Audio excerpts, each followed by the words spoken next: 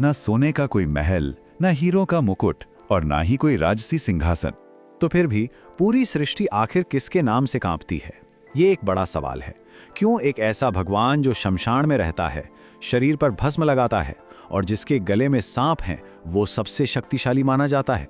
अगर ये समझना है कि भगवान शिव बाकी देवताओं से इतने अलग क्यों हैं, तो चलिए आज इस रहस्य को मिलकर सुलझाते हैं। ये कहानी सिर्फ धर्म की नहीं है, ये जिंदगी के सबसे बड़े सच की है।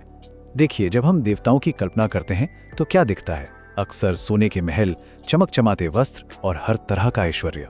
लेकिन शिव, उनका स्वरूप तो इस कल्पना से बिल्कुल ही अलग है। उनका घर कहाँ है? बर्फीले पहाड़ों पर, कैलाश पर्वत। शरीर पर कपड़े नहीं, भस्म है। गले में गहने नहीं, नाग वासुकी हैं। हाथ में कोई राजदंड नहीं, त्रिशूल है। और उनका दरबार, अरे वो तो शमशान में ध्यान करते हैं। तो एक तरफ है दुनिया की ताकत और उसके ये सारे सिंबल, और दूसरी तरफ है आंतरिक शांति और पूरा वैराग्य। और यहीं छिपा है पहला रहस्य। शिव हमें यह सिखाते हैं कि शक्ति का मतलब अधिकार या संपत्ति नहीं, बल्कि आपकी उपस्थिति, आपकी प्रेजेंस है। असली ताकत भारी चीजों में है ही नहीं, वो तो हमारे भीतर होती है। आज के जमाने को ही देख लीजिए, लोग ताकत दिखाने के लिए क्या क्या नहीं करते।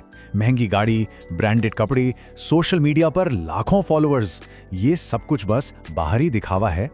लेकिन शिव की शक्ति, वो तो उनके अंदर की शांति और आत्मनियंत्रण से आती है। और शायद यही वजह है कि आज के युवा शिव से इतना जुड़ पाते हैं। वो दिखावे और इस सतहीपन के खिलाफ एक विद्रोही भगवान के प्रतीक हैं। एक ऐसी आवाज जो कहती है कि असलियत नकली चमक दमक से कहीं ज्यादा कीमती है। शिव को महादेव क्यों कहा जाता है? क्योंकि वो सिर्फ एक देवता नहीं है, वो एक अवस्था है, एक चेतना। और इस अवस्था का जो मूल है वो है वैराग्य। वैराग्य, इसका मतलब है किसी चीज की लालसा से पूरी तरह मुक्त हो जाना, जीतने की भूख से और हारने के डर से आजाद हो जाना। ये आंतरिक स्वतंत्रता का रास्ता है। ये एक ऐसी स्टेट है जहां कोई आपको कंट्रोल नहीं कर सकता, क्योंकि आपको किसी चीज की परवाह नहीं है। इसे हम 3 सरल हिस्सों में समझ सकते हैं। पहला, चीजों के लिए कोई लालसा नहीं। दूसरा, जीतने की कोई भूख नहीं। और तीसरा, कुछ भी खोने का कोई डर नहीं। जब ये तीनों चीजें चली जाती हैं, तो जो बचता है ना, वही है शुद्ध शक्ति। और इसी वजह से उन्हें संहारक यानी विनाशक भी कहा जाता है। लेकिन यहां एक बहुत जरूरी बात समझनी होगी। वो जीवन का विनाश नहीं करते, वो बुराई का, भ्रम का और सबसे बढ़कर हमारे अहंकार का विनाश करते हैं। इसकी सबसे बड़ी मिसाल मिलती है समुद्र मंथन की कहानी में।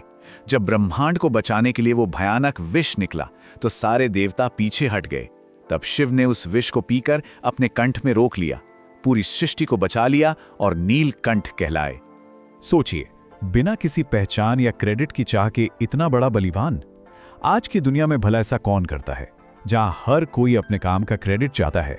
शिव का ये काम हमें सिखाता है कि असली कर्म तो वो है जो फल की चिंता किए बिना किया जाए। लेकिन ये सारी पुरानी बातें, ये प्राचीन दर्शन आज के समय में, खासकर युवाओं के लिए इतना जरूरी क्यों है? इसका जवाब आज की दुनिया के दबाव में छिपा है। आज का युवा ना कई तरह के दबावों से जूझ रहा है। करियर का प्रेशर, रिश्तों में उथल पुथल, सोशल मीडिया पर दूसरों से लगातार अपनी तुलना करना और अपनी पहचान का संकट। इन सब के बीच मन एक ऐसे प्रतीक को ढूंढता है जो सच्चा हो, असली हो। और शिव, वो एकदम परफेक्ट नहीं है। वो असली हैं, वो रॉ हैं। वो बहुत तीव्र हैं, चाहे वो उनका गहरा ध्यान हो या फिर उनका विनाशकारी तांडव। और साथ ही वो संतुलन भी है, शांति और ऊर्जा दोनों का एक परफेक्ट तालमेल। शिव का संदेश एकदम साफ है। शक्तिशाली होने के लिए समाज के बनाए नियमों में फिट होने की कोई जरूरत नहीं है।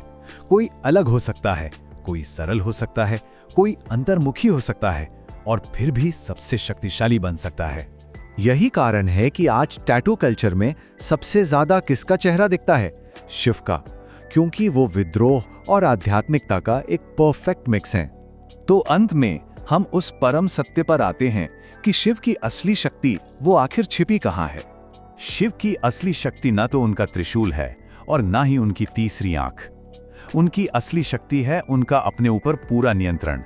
अपने मन पर, अपनी इच्छाओं पर और अपने क्रोध पर। और एक बात बताइए, जिसने खुद को जीत लिया उसे भला कौन हरा सकता है? कोई नहीं। यही तो है परम विजय, यही है असली शक्ति। ये दुनिया हमें दूसरों पर जीत हासिल करना सिखाती है, लेकिन क्या हो अगर असली जीत खुद पर विजय पाना हो? यही सवाल शिव का दर्शन हमारे सामने रखता है। ये एक लड़ाई है जो हर किसी को अपने अंदर लड़नी है, और खुद को मजबूत बनाने की ये यात्रा यहीं से शुरू होती है। हर हर महादेव।